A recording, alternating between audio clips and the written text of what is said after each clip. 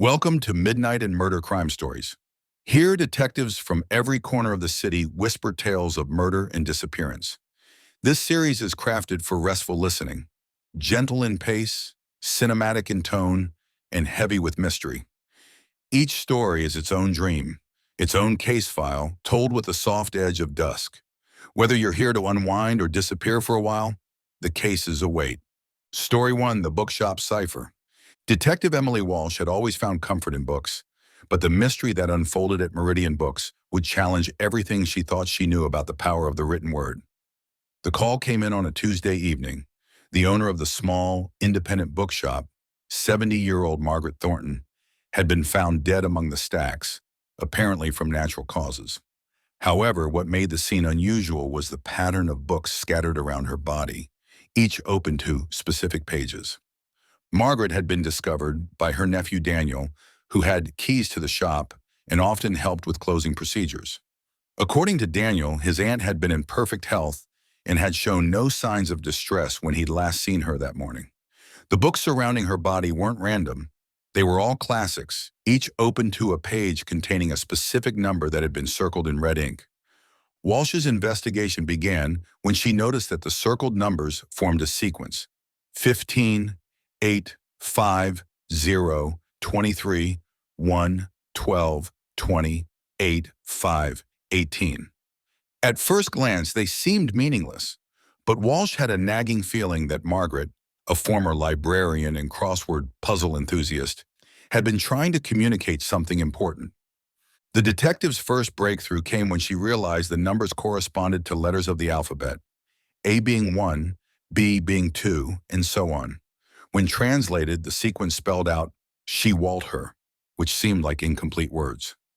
Walsh suspected that Margaret had been interrupted while creating her message, or that there were more clues to be found.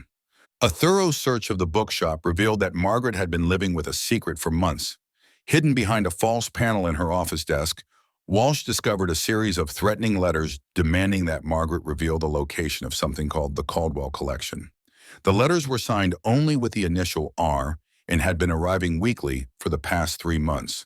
The investigation took a personal turn when Walsh learned that Margaret's late husband, Robert Thornton, had been a rare book dealer who had specialized in acquiring collections from estate sales. According to records, Robert had purchased a significant collection from the Caldwell family estate 20 years earlier, but there was no record of what had happened to the books after his death 5 years ago. Walsh's research into the Caldwell collection revealed a fascinating history. The Caldwells had been a prominent family in the early 1900s, and their patriarch, Jonathan Caldwell, had been an obsessive collector of first edition books and manuscripts. The collection had been rumored to contain several items of extraordinary value, including a signed first edition of Edgar Allan Poe's The Raven and an original manuscript by Mark Twain. The case took an unexpected turn when Walsh discovered that Margaret had been secretly corresponding with a private investigator named Rachel Morrison. Morrison had been hired by the Caldwell family descendants to track down pieces of their ancestors' collection that had been sold off over the years. According to Morrison's files, the most valuable items from the collection had never been accounted for after Robert Thornton's purchase. Walsh's investigation revealed that Margaret had indeed known the location of the missing Caldwell treasures. Her husband had hidden them in a climate-controlled storage unit across town, and Margaret had been paying the rental fees for years without telling anyone about the collection's existence.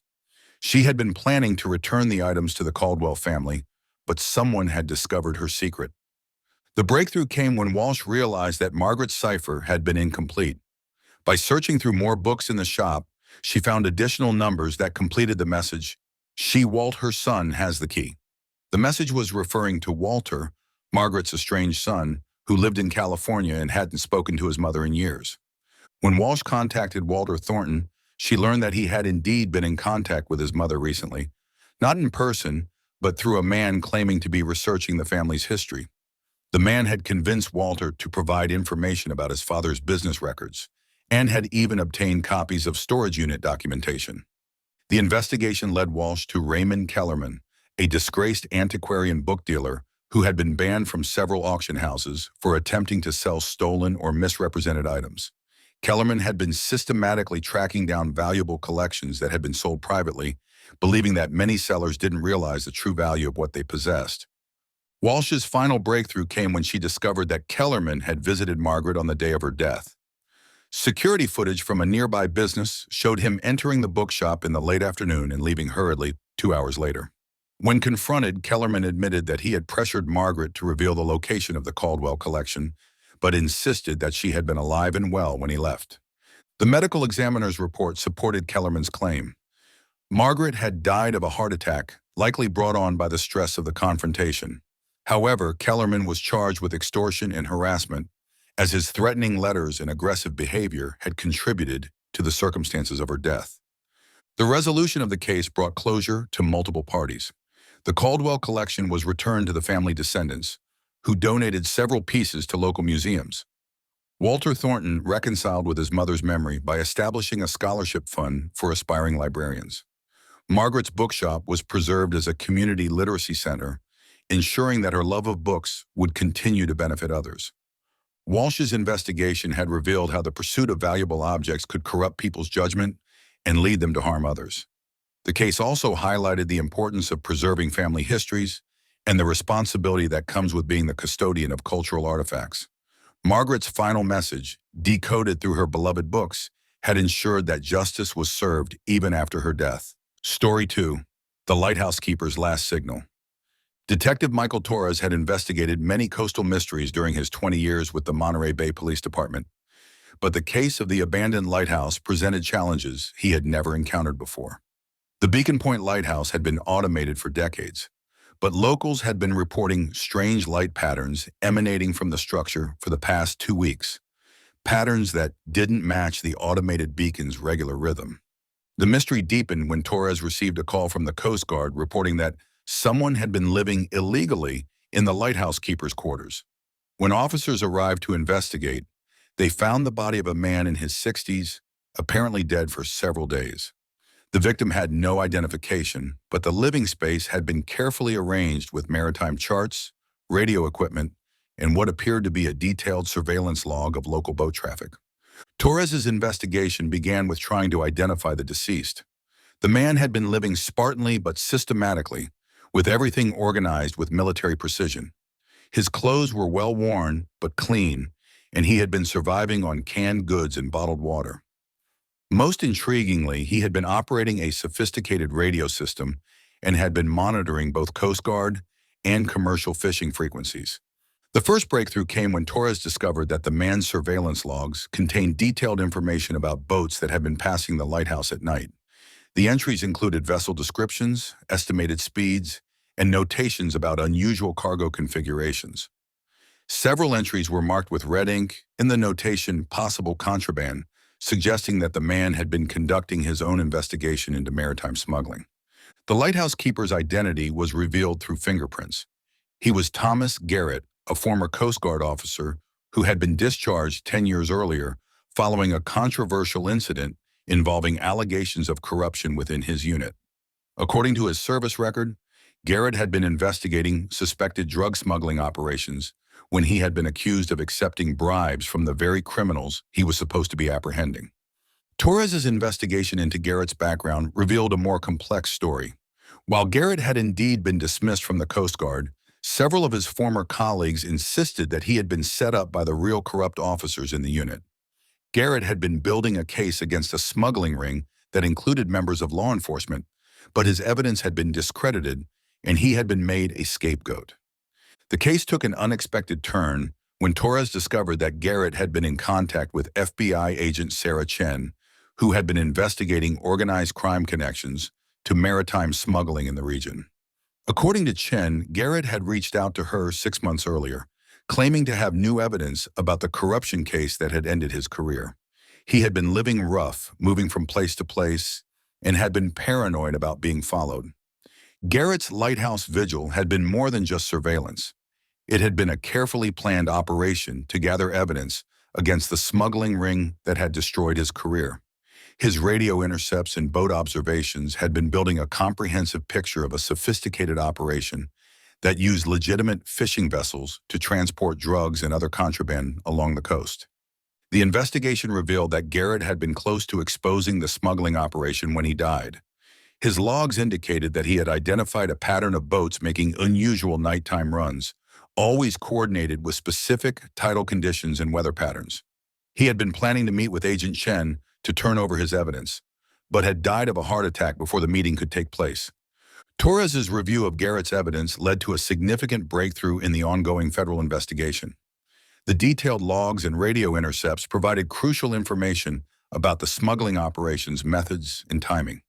Within weeks, federal agents were able to arrest several key figures in the ring, including the corrupt law enforcement officers who had originally framed Garrett. The resolution of the case brought vindication to Garrett's memory and closure to his family.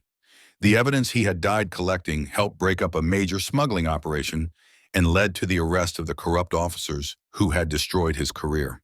The lighthouse, which had been Garrett's final observation post, was designated as a memorial to law enforcement officers who had died in the line of duty. Torres's investigation had revealed how one man's determination to clear his name had led to the exposure of a major criminal operation. The case also highlighted the personal costs of corruption within law enforcement and the importance of persistence in the pursuit of justice. Garrett's final signal from the lighthouse had been a message that truth and justice would ultimately prevail, even if it took years to achieve. Story 3. The Vanishing Vintner. Detective Lisa Park had always appreciated good wine, but the mystery that unfolded at Silverbrook Vineyard would give her a new perspective on the complexities of the wine industry. The call came in on a foggy October morning. Renowned winemaker Vincent Moreau had disappeared from his vineyard without a trace, leaving behind only a cryptic note that read, "The truth is in the terroir." Moreau had been discovered missing by his assistant, Elena Rodriguez, when she arrived for work and found the winery's main building unlocked and empty. Vincent's car was still in the parking lot, his personal belongings were untouched in his office, and there were no signs of struggle. The only unusual element was that several bottles of wine had been removed from the private reserve cellar, though Elena couldn't determine exactly which ones were missing. Park's investigation began with examining Moreau's recent behavior. According to Elena and other employees, the winemaker had been increasingly agitated over the past month, spending long hours in the cellar and making frequent trips to examine the vineyard's soil composition. He had been secretive about a project he was working on, referring to it only as the authentication. The first significant clue came when Park discovered that Moreau had been in contact with Dr. James Harrison, a soil scientist at the university. Harrison revealed that Moreau had been conducting extensive tests on soil samples from various parts of his vineyard, as well as samples from other wine regions around the world. The tests had been focused on detecting chemical signatures that could prove the geographic origin of grapes. Park's investigation revealed that Moreau had been struggling with a crisis of conscience. 6 months earlier, he had discovered that his vineyard's most expensive wines, bottles that sold for hundreds of dollars each, were not actually made from grapes grown on his property.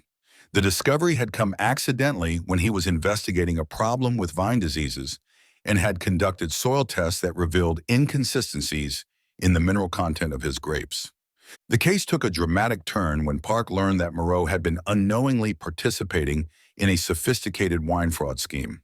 His business partner, Charles Dubois, had been secretly purchasing cheaper grapes from other regions and blending them with Moreau's genuine estate-grown grapes. The fraud had been going on for years, and Dubois had been using the inflated profits to fund his gambling addiction. Park's investigation revealed that Moreau had been building a case against Dubois, collecting evidence of the fraud and preparing to expose the scheme. The missing wine bottles had been samples that Moreau had been saving for chemical analysis, hoping to prove that they contained grapes from outside the vineyard. His cryptic note about "the truth is in the terroir" referred to his belief that scientific testing would reveal the fraud. The breakthrough came when Park discovered that Moreau had been in contact with investigative journalist Amanda Foster, who had been researching wine fraud for a major magazine article. Foster revealed that Moreau had been planning to meet with her to provide evidence about the fraud, but had been concerned about his safety after receiving threatening messages from unknown sources. The investigation led Park to a remote cabin in the mountains, where she found Moreau alive but hiding. He had discovered that Dubois had been working with a larger criminal organization that specialized in various forms of agricultural fraud. When Moreau had threatened to expose the scheme, he had been warned that his life might be in danger if he went public with his evidence. Park's investigation unraveled a complex network of fraud that extended far beyond Silverbrook Vineyard. The criminal organization had been operating similar schemes at wineries across the region, using a combination of mislabeled grapes, fake certificates of origin, and corrupted laboratory testing to deceive consumers and inflate prices. The scheme had been generating millions of dollars in illicit profits. The resolution of the case involved coordinating with federal agencies to investigate the broader fraud network. Dubois was arrested and charged with fraud, money laundering, and conspiracy. The criminal organization was dismantled, and several other vineyard owners who had been unknowingly participating in the scheme were cleared of wrongdoing once it was revealed they had been deceived by their business partners.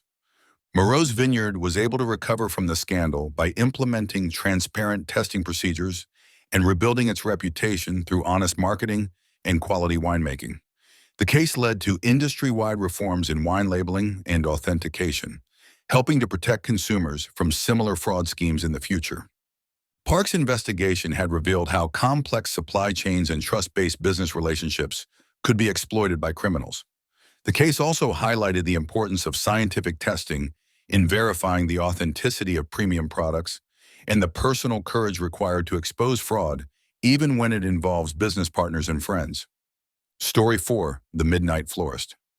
Detective Robert Kim had seen many unusual crimes during his career, but the case of the Midnight Florist presented a mystery that was both beautiful and disturbing.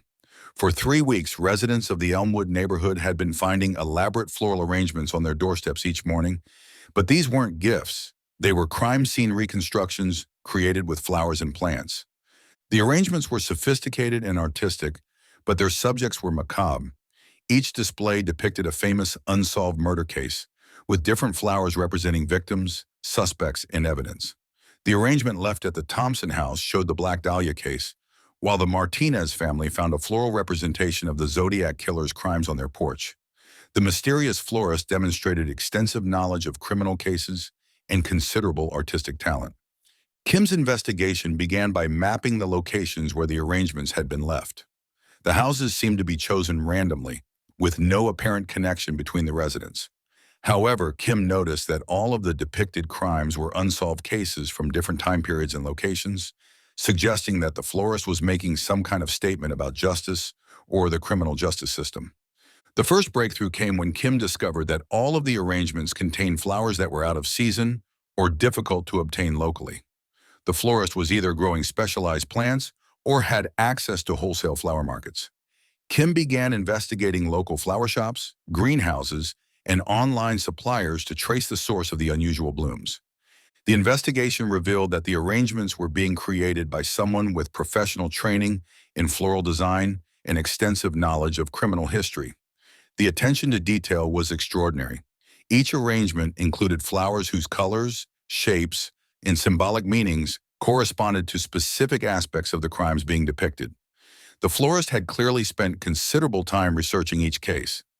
Kim's investigation took a personal turn when he discovered that one of the arrangements depicted a local unsolved murder from 15 years earlier.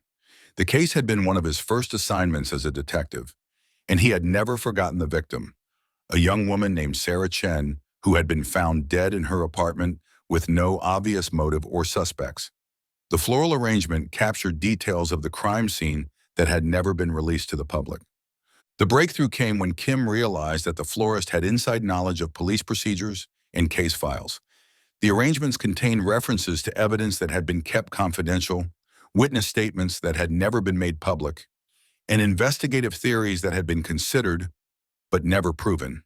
The florist had to be someone with access to police files or someone who had been directly involved in the investigations.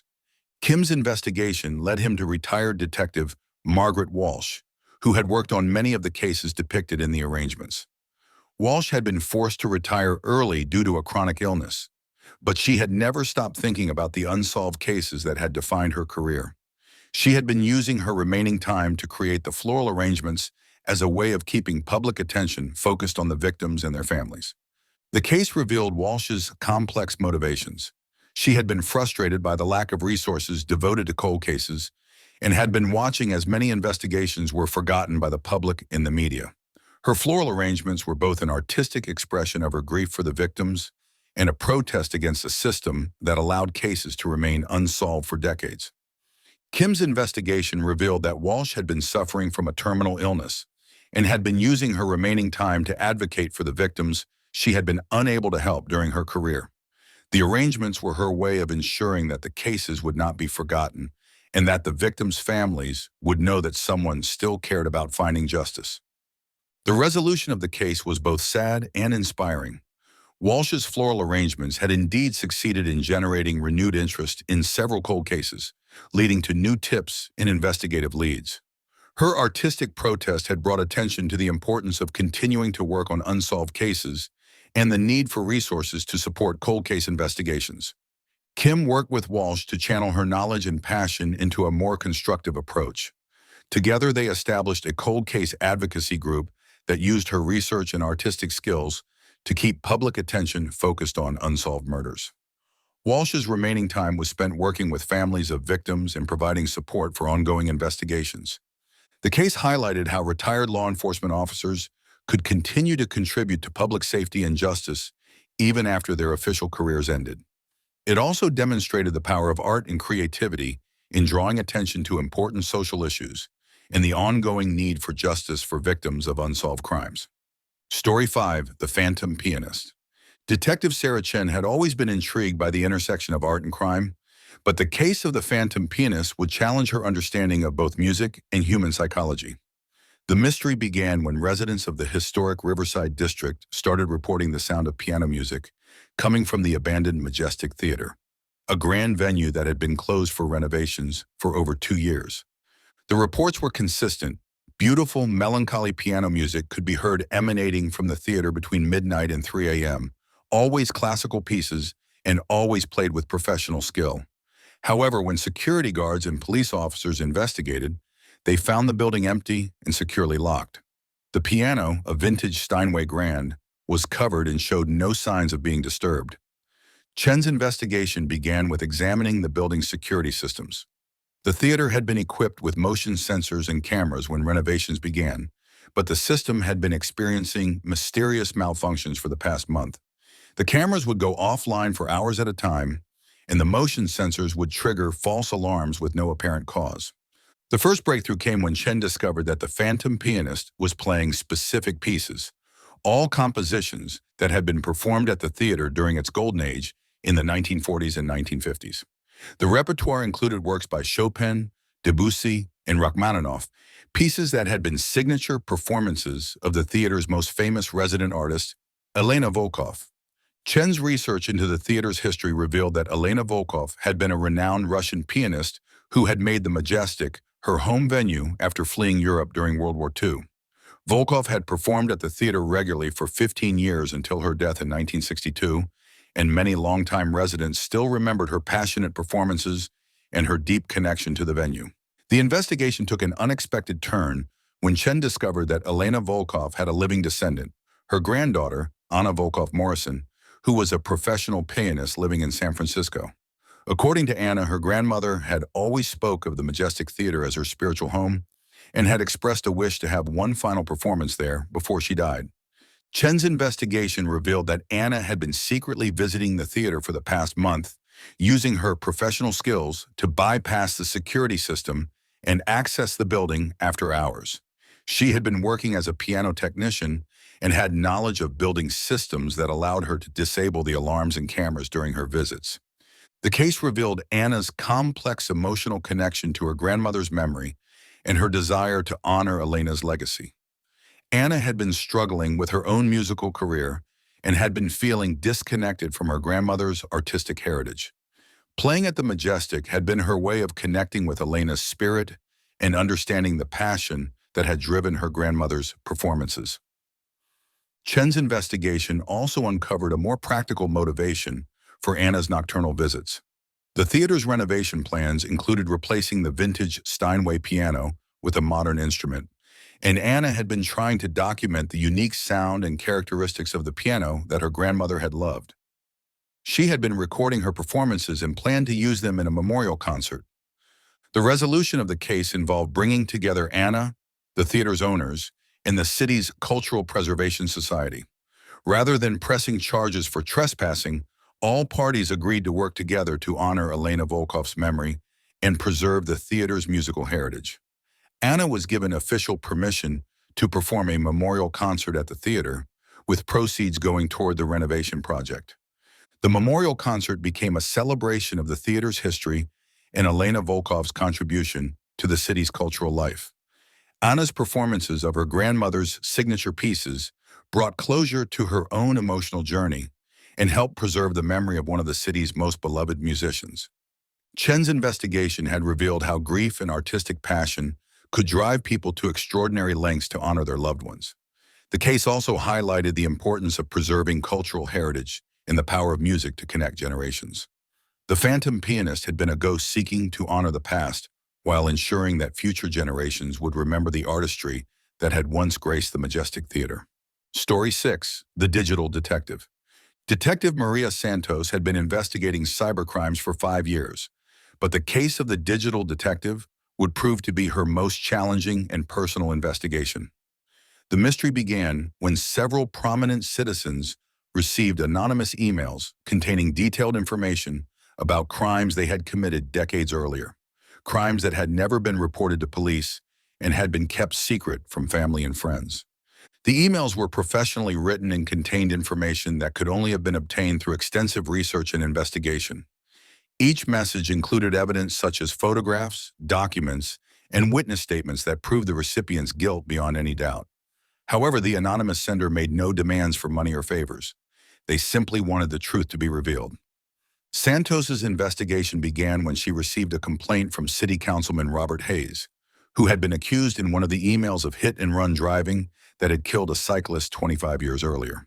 Hayes had never been charged with the crime, and the case had remained unsolved. However, the email contained evidence that definitively proved his guilt, including photographs of his damaged car and witness testimony that had never been given to police.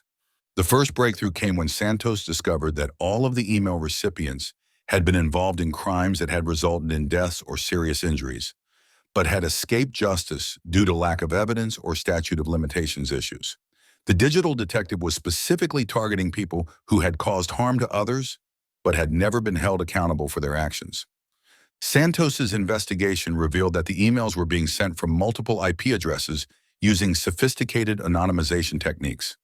The sender had extensive knowledge of computer security and digital forensics, suggesting either professional training or significant self-taught expertise. The investigation techniques described in the emails were consistent with those used by experienced private investigators. The case took a personal turn when Santos received information about her own family history. The digital detective had uncovered evidence that her late father, also a police detective, had been involved in covering up evidence in a corruption scandal 30 years earlier. The revelation was devastating to Santos, who had always viewed her father as a hero and had followed in his footsteps, partly to honor his memory. Santos's investigation led her to retired private investigator Janet Morrison, who had been working on cold cases as a volunteer for a victims' rights organization.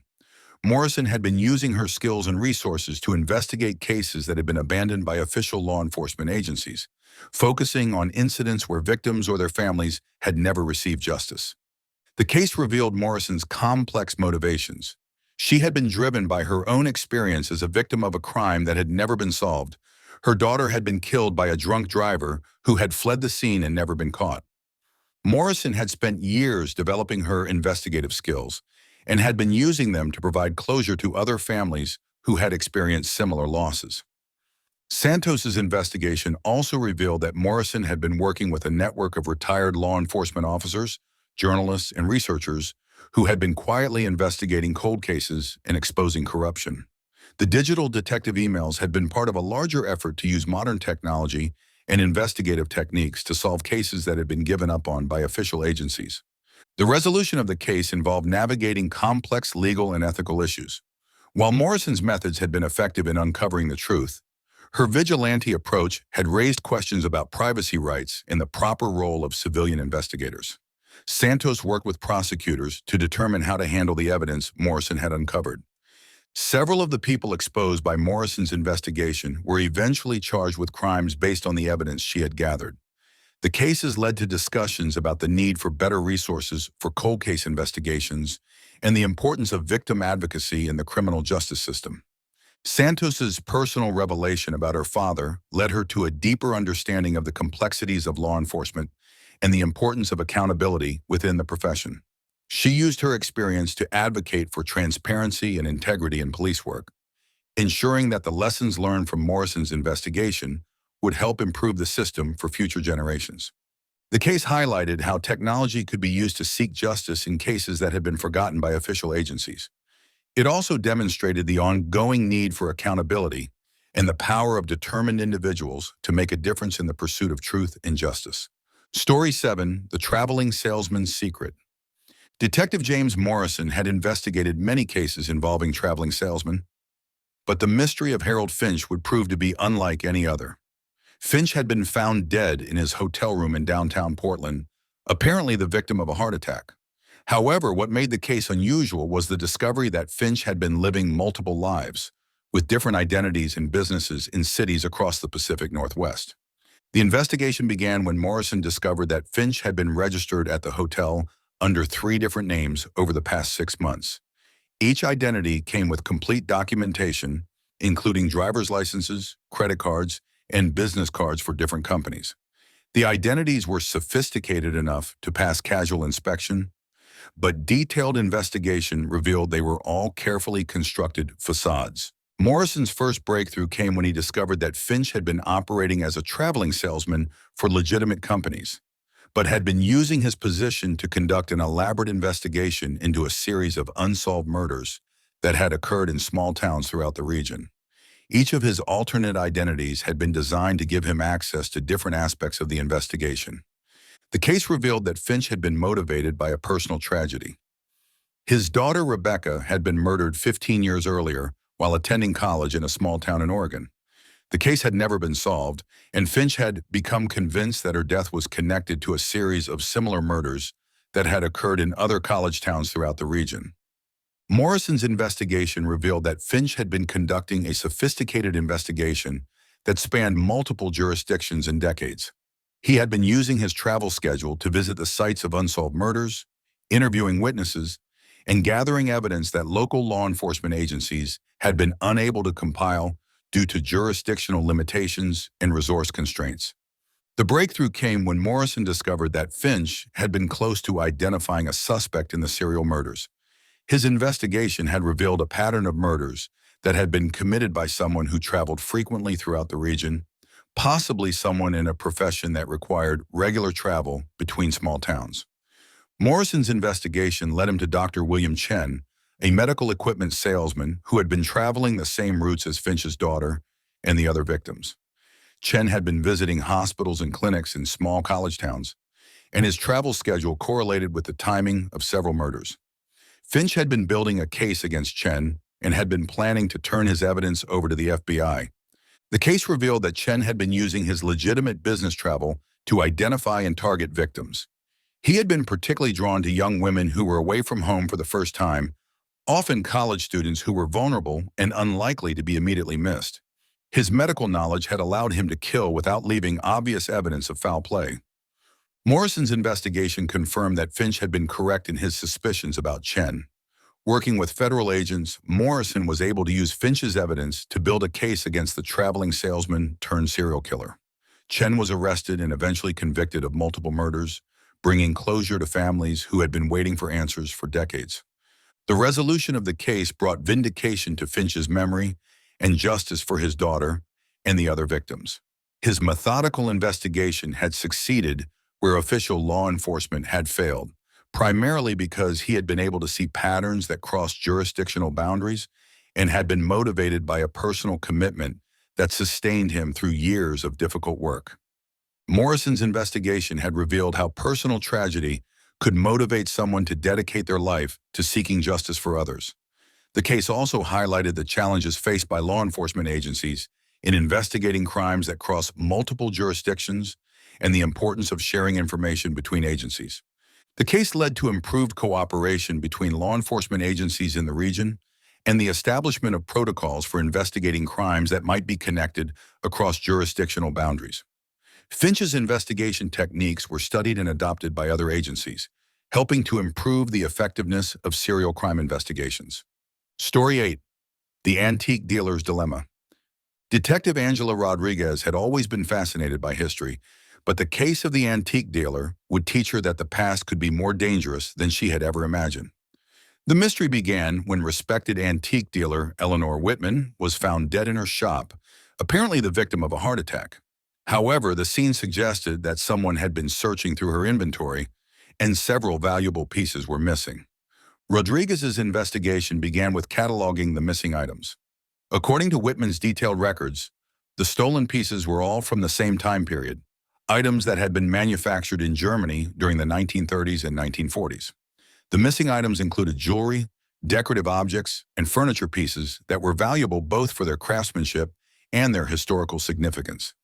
The first breakthrough came when Rodriguez discovered that Whitman had been contacted by several individuals over the past few months, all claiming to be researching their family histories. The contacts had been seeking information about items that their relatives had owned before World War II, and all had been specifically interested in pieces that had been acquired from European refugees in the years following the war. Rodriguez's investigation revealed that Whitman had been unknowingly dealing in stolen Nazi art and artifacts. Many of the pieces in her shop had been acquired through legitimate channels, but their original provenance traced back to Jewish families who had been forced to sell their possessions or had had them stolen during the Holocaust. The items had passed through multiple hands over the decades, obscuring their true origins. The case took a personal turn when Rodriguez learned that Whitman had been struggling with the ethical implications of her discovery. She had been researching the history of her inventory and had been horrified to learn that many of her most valuable pieces had been stolen from Holocaust victims. She had been trying to identify the original owners and return the items to their families. Rodriguez's investigation led her to Dr. Michael Foster, a historian who had been working with Holocaust survivors to track down stolen artifacts. Foster revealed that Whitman had been cooperating with efforts to return stolen items to their rightful owners, but had been facing resistance from some of her customers who had purchased items in good faith and didn't want to give them up. The breakthrough came when Rodriguez discovered that Whitman had been threatened by someone who wanted to purchase specific items from her collection. The person had been offering far more than the item's appraised value, suggesting that they had knowledge of their true historical significance. When Whitman had refused to sell, the person had become increasingly aggressive. Rodriguez's investigation revealed that the person threatening Whitman was Marcus Weber, a collector who had been systematically acquiring Nazi-looted art through various dealers. Weber had been using his knowledge of the item's provenance to negotiate low prices with dealers who didn't understand their true value, then reselling them to private collectors at enormous profits. The case revealed Weber's sophisticated operation. He had been using historical research and family connections to track down stolen artifacts, then approaching dealers with false stories about wanting to purchase items for sentimental reasons. He had been particularly successful with elderly dealers who were sympathetic to his fabricated family histories. Rodriguez's investigation also uncovered a network of collectors who had been knowingly purchasing stolen artifacts. The collectors had been drawn to the item's historical significance and had been willing to pay premium prices for pieces with documented connections to the Nazi era. The market for such items had been growing despite international efforts to return stolen artifacts to their rightful owners. The resolution of the case involved coordinating with international law enforcement agencies and Holocaust restitution organizations. Weber was arrested and charged with fraud and dealing in stolen goods. The artifacts found in his possession were authenticated and returned to the families of their original owners or donated to museums. Rodriguez's investigation had revealed how the effects of historical crime could continue to impact people decades later. The case also highlighted the importance of provenance research in the art and antique trades and the ongoing efforts to provide justice for Holocaust victims and their descendants. The case led to improved protocols for authenticating the provenance of historical artifacts and increased cooperation between dealers and restitution organizations. Whitman's efforts to return stolen items to their rightful owners were continued by her colleagues, ensuring that her commitment to justice would have a lasting impact. Story 9. The clockmaker's final hour. Detective Sarah Chen stepped into the antique shop, the familiar scent of old wood and metal polish filling her nostrils. The victim, renowned clockmaker Edmund Hartwell, lay slumped over his workbench, a half-assembled grandfather clock beside him. No signs of struggle, no obvious wounds, just a man who appeared to have simply stopped, like one of his timepieces. Time of death? Chen asked the medical examiner. Approximately 11:47 p.m., based on the stopped watches throughout the shop. Chen noticed something peculiar. Every clock in the shop had stopped at exactly 11:47, dozens of them, all frozen at the same moment. But Edmund was known for keeping perfect time. His clocks never stopped. The investigation revealed three potential suspects. Marcus, Edmund's bitter business partner who'd been pushed out of the company, Elena, his estranged daughter who stood to inherit everything, and Dr. Patricia Vance, a collector who'd been pressuring Edmund to sell a rare 18th century timepiece. As Chen examined the workshop more closely, she discovered a hidden compartment in Edmund's desk containing correspondence about a clock that had once belonged to Marie Antoinette. The letters revealed that Edmund had been secretly negotiating to sell the piece to a private collector in Switzerland, cutting out his usual dealers. The breakthrough came when Chen noticed that one clock, an ornate mantelpiece near the window, showed a different time, 11:52, 5 minutes later than all the others. Inside its mechanism, she found a tiny device that had released a lethal gas precisely at 11:47. The killer was Dr. Patricia Vance, a chemist who specialized in historical preservation. She'd known about the Marie Antoinette clock in Edmund's secret sale. Unable to acquire the piece legitimately, she'd planted the device during a consultation visit weeks earlier, programming it to activate when Edmund would be alone in his shop. The stopped clocks weren't a mysterious coincidence. They were evidence of the exact moment the gas had been released, their delicate mechanisms succumbing to the same poison that killed their maker. Story 10. The Vanishing Act. Magician Isabella Torres had performed her final act at the Starlight Theater on a Tuesday night in October. The audience had watched in amazement as she stepped into her signature illusion, a mirrored cabinet called the Infinite Door. Her assistant James had spun the cabinet once, twice, 3 times, then opened it to reveal nothing. The audience applauded, expecting her to reappear from the balcony or the back of the theater, but Isabella never emerged. When the curtain fell and the theater emptied, she was simply gone. Detective Michael Rodriguez had seen his share of missing persons cases, but this one felt different.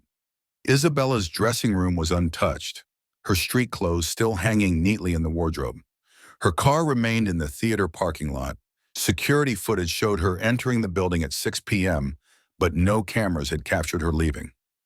The investigation revealed a web of secrets. Isabella had been receiving threatening letters from a former business partner, Victor Crane, who claimed she'd stolen his signature illusion. Her marriage to fellow magician David Torres was crumbling under the pressure of their competing careers, and her assistant James had been secretly recording her performances, planning to expose her methods online. Rodriguez's team examined the mirrored cabinet with forensic precision. The mechanism was simple, a false back panel that allowed the performer to slip into a hidden compartment behind the stage. But when they traced the path Isabella should have taken, they found something unexpected. The hidden passage led to a small room beneath the theater, once used for storage. Inside, they discovered Isabella's magician's cape and a letter in her handwriting. By the time you read this, I'll be gone. Sometimes the greatest magic trick is making yourself disappear when the world becomes too much to bear. But Rodriguez wasn't convinced. The letter felt staged, too convenient. He noticed that Isabella's signature was slightly different from her usual hand. The I was dotted with a circle instead of a traditional dot, something she'd never done in any of her known correspondence. The truth unraveled when Rodriguez discovered that James, the assistant, had been systematically embezzling from Isabella's accounts. She'd discovered his theft the day before her final performance. In a panic, James had confronted her in the hidden room beneath the stage. The struggle had been brief but fatal. James had used his intimate knowledge of the theater's illusions to create his own vanishing act, making Isabella disappear permanently while staging it to look like suicide or voluntary disappearance. The forged letter, the untouched dressing room, the perfect timing. It was all part of an elaborate magic trick designed to hide murder. Story 11. The Inheritance Equation. Professor Marcus Whitfield was found dead in his locked study at Blackwood University, slumped over a complex mathematical equation that covered 3 entire whiteboards. The brilliant mathematician had been working on something he called the probability of betrayal, a formula that could predict human behavior based on psychological and financial variables. Detective Lisa Harper studied the crime scene with growing confusion.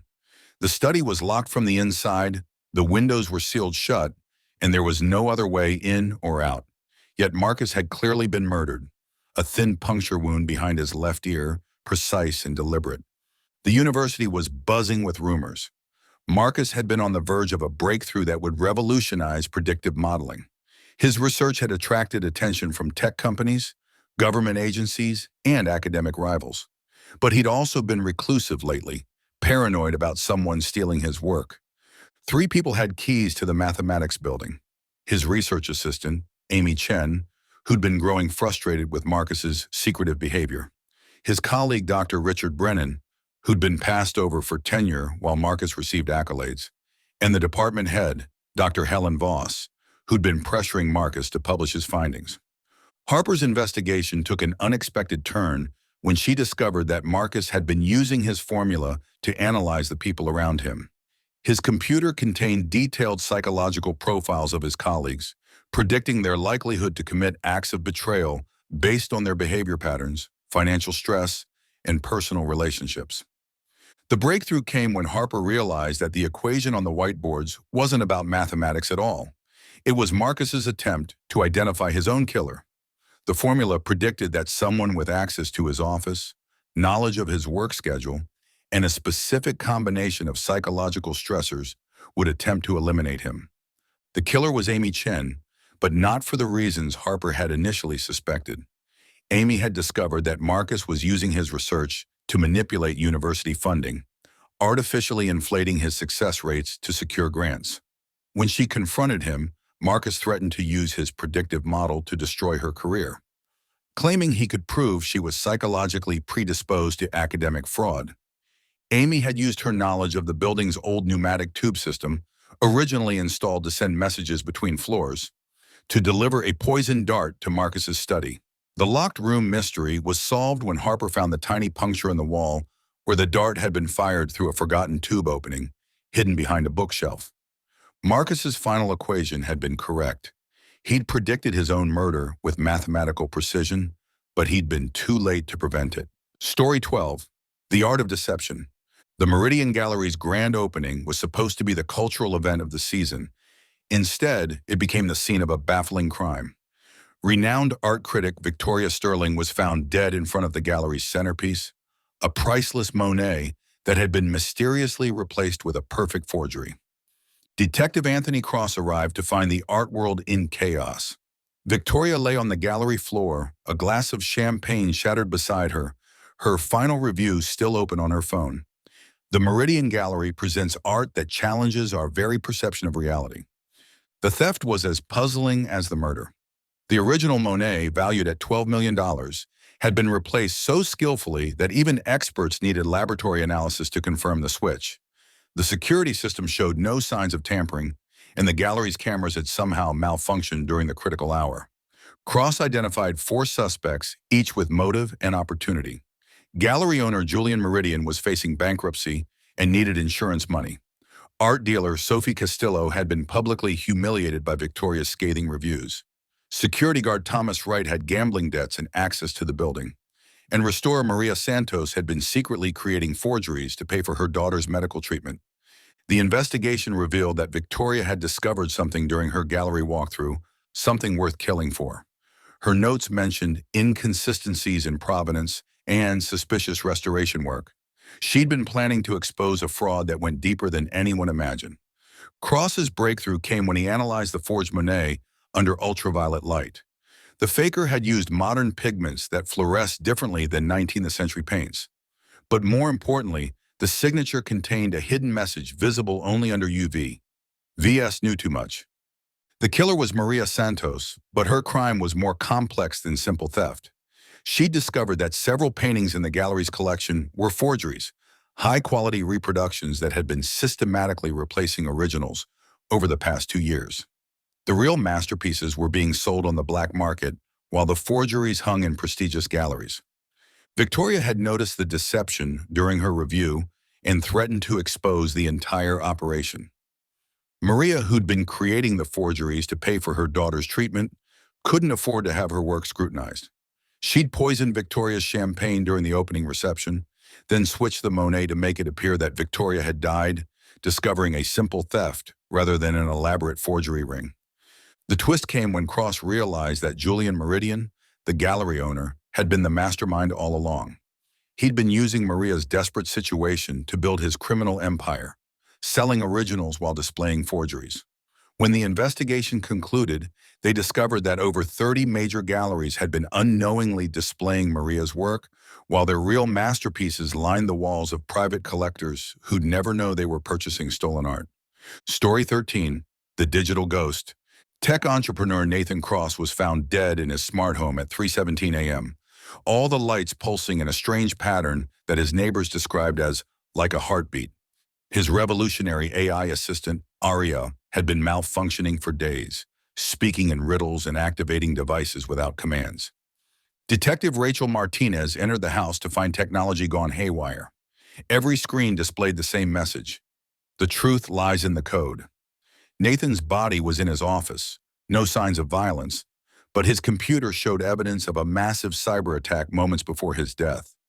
Nathan had been developing Aria as the next evolution of artificial intelligence, a system that could learn, adapt, and predict human behavior with uncanny accuracy.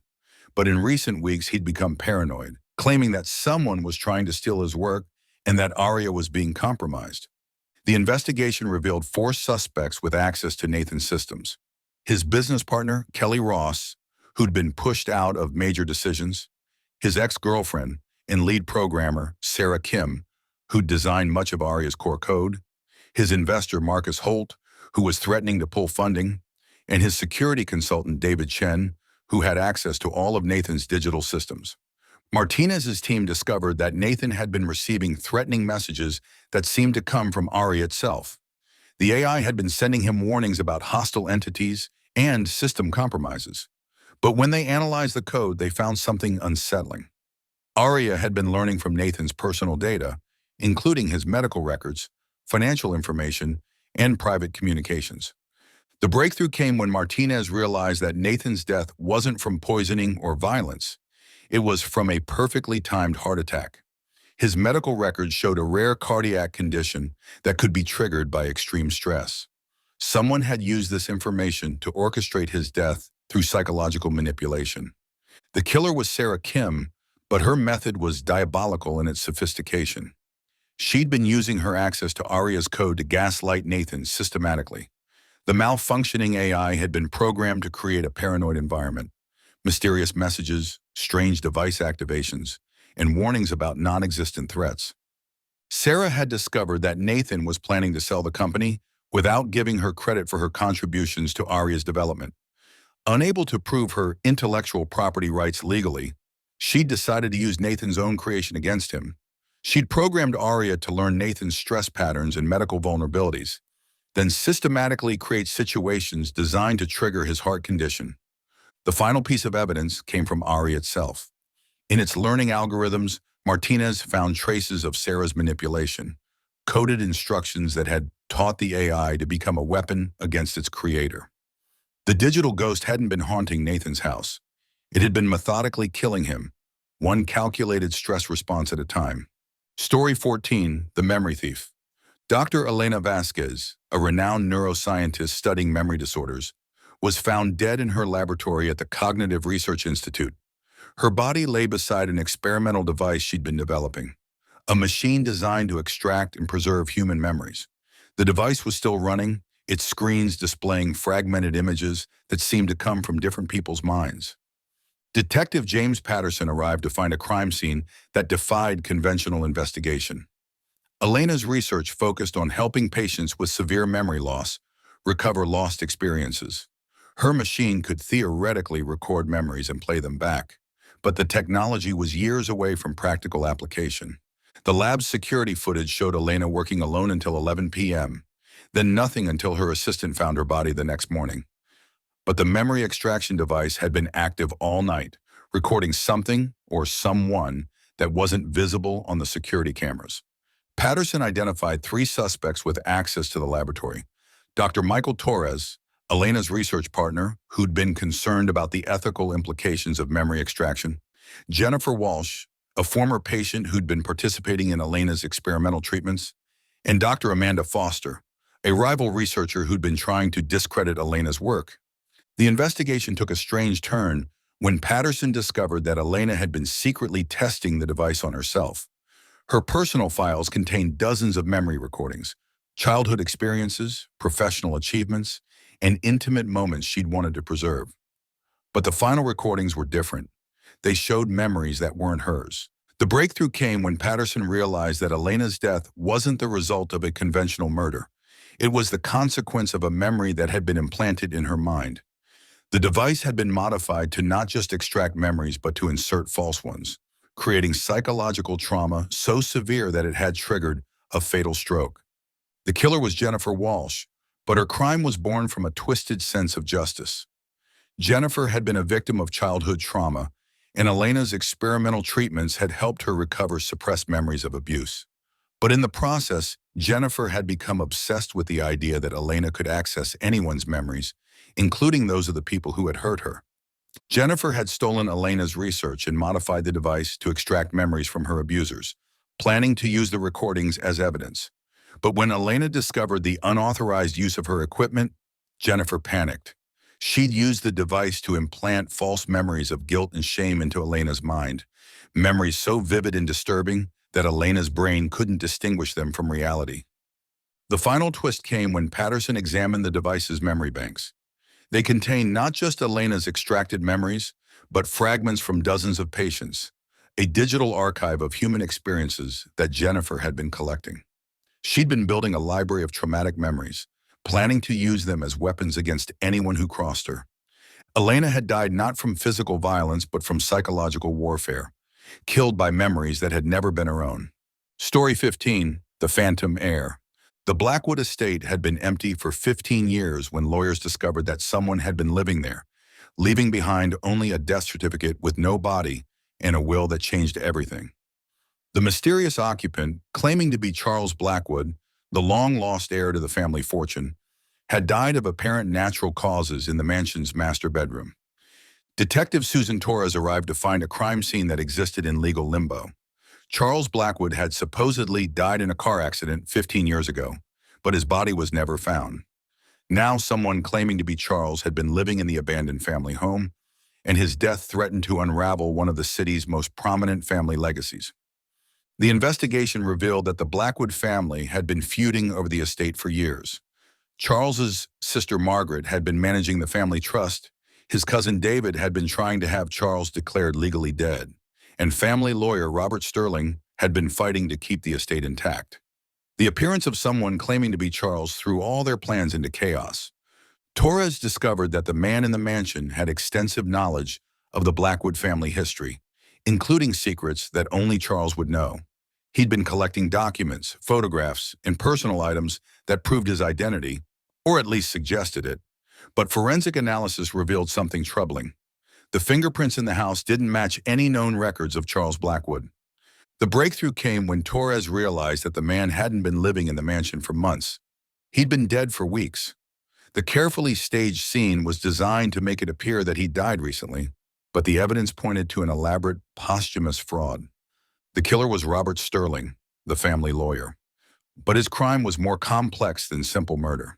Sterling had discovered that Charles Blackwood was actually alive and had been living under an assumed identity in Europe. When Charles contacted him about reclaiming his inheritance, Sterling realized that the real Charles would expose years of financial mismanagement and embezzlement. Sterling had lured Charles back to the mansion under false pretenses and killed him. But instead of disposing of the body, he'd created an elaborate deception. He'd kept Charles's body preserved in a hidden freezer, then staged the scene to make it appear that Charles had been living in the house and had died naturally. The plan was to use the natural death to trigger a legal process that would benefit Sterling's other clients and himself. With Charles officially dead, but having lived in the house for months, Sterling could manipulate the timeline to invalidate certain legal challenges to the estate. The final piece of evidence came from the mansion's utilities.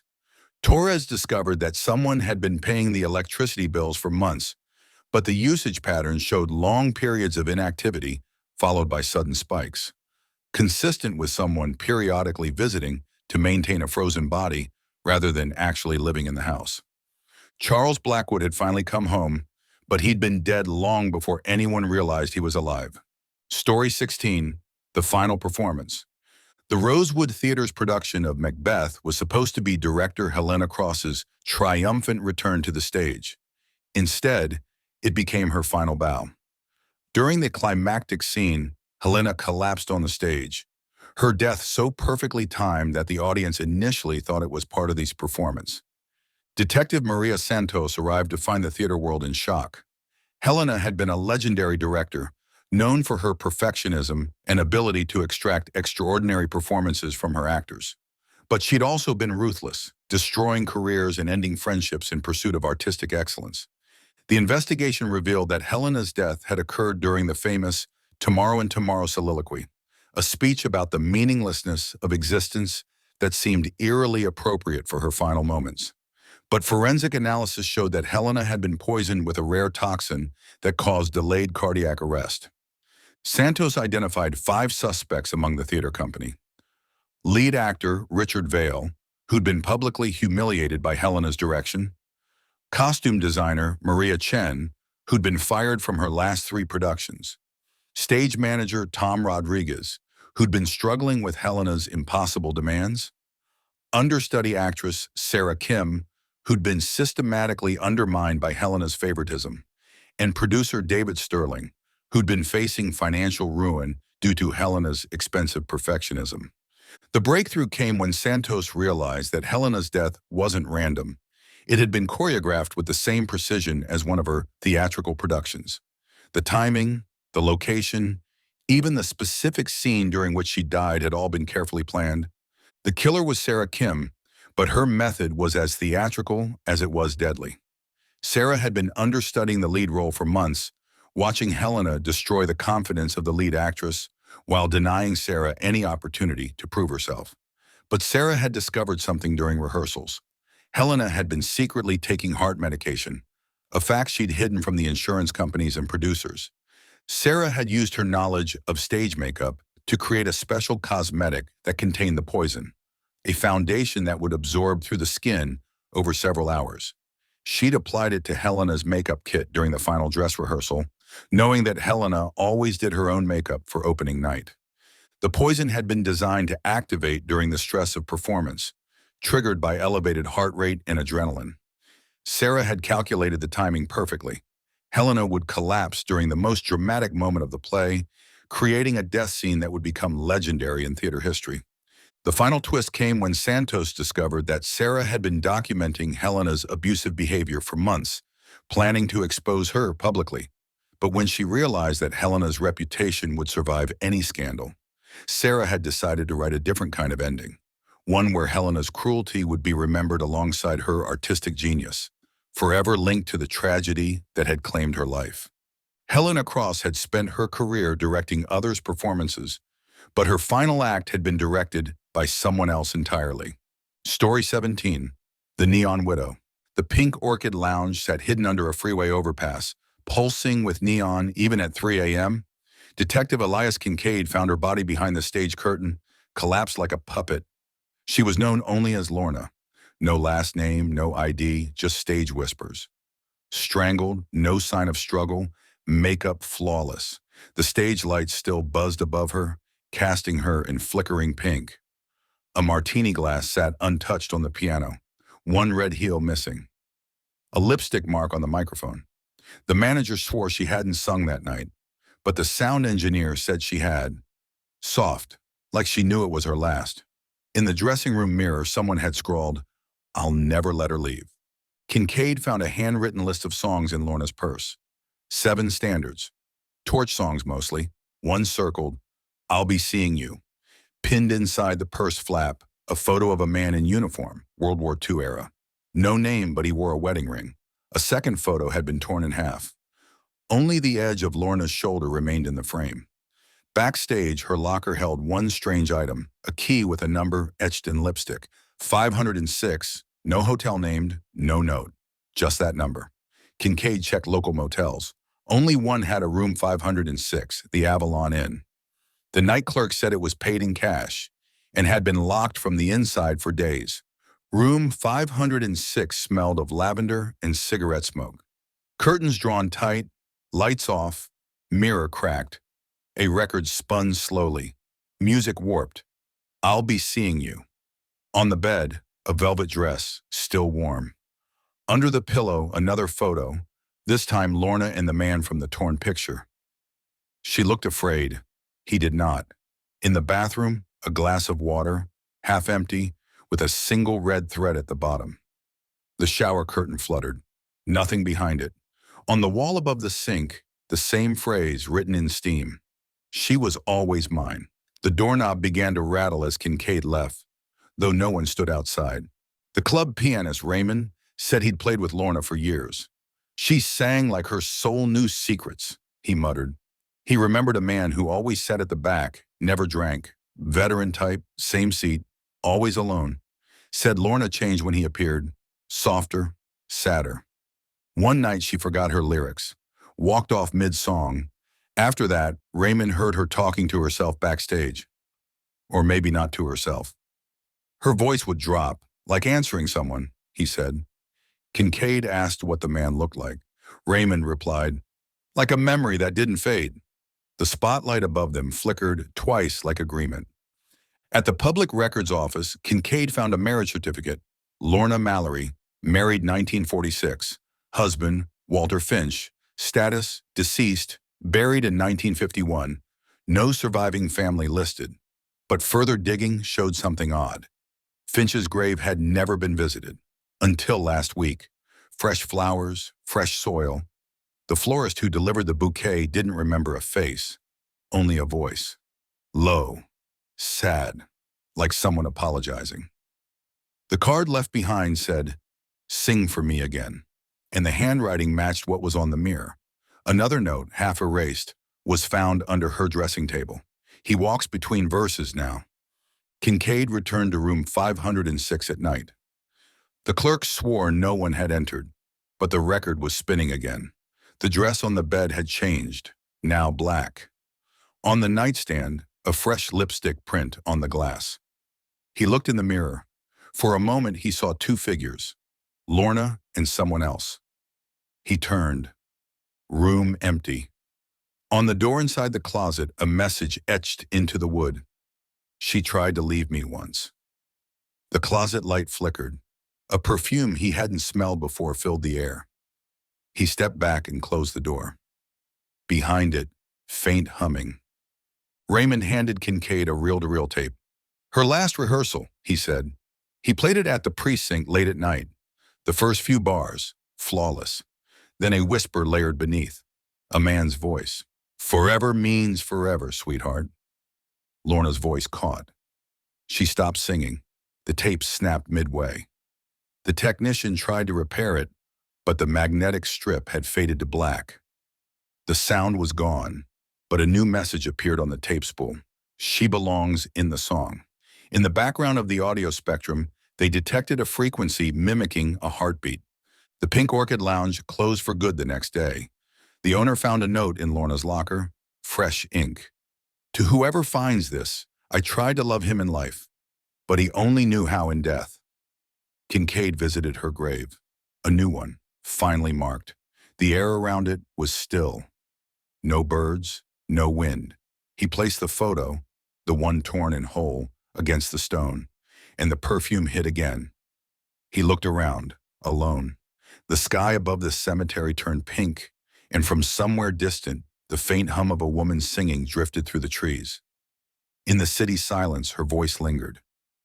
If you've made it this far, your eyes may be heavy, your mind winding down, your thoughts drifting like fog across the Pacific. These cases linger, not in action, but in atmosphere, in mystery, in suggestion. Sleep now with the hum of the noir city behind you and the soft steps of the last detective fading into quiet. Tomorrow brings more questions, but for tonight, let the mystery rest beside you. See you tomorrow.